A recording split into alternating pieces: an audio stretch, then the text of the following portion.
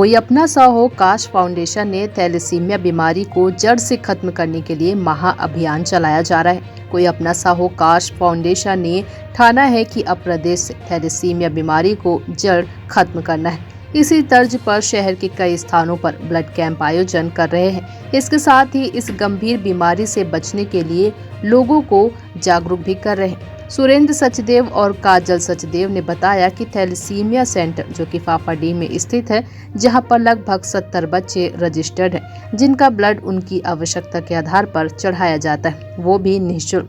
यहाँ आने वाले गांव देहात के बच्चे ज्यादा होते हैं। इन सभी बच्चों का इलाज कोई अपना सा हो काश फाउंडेशन सेंटर करवाती है। यह संस्था डॉक्टर काजल सचदेव और सुरेश सचदेव संचालित कर रहे हैं, जहां पर पूरे छत्तीसगढ़ के मरीज इलाज करवा रहे हैं। वही लायंस क्लब रायपुर प्रेरणा के द्वारा काश अपना सा कोई हो संस्था में थैलेसीमिया ग्रस्त बच्चों के लिए बिस्किट, चिप्स और फ्रूटी वितरित कर उनके साथ समय बिताया।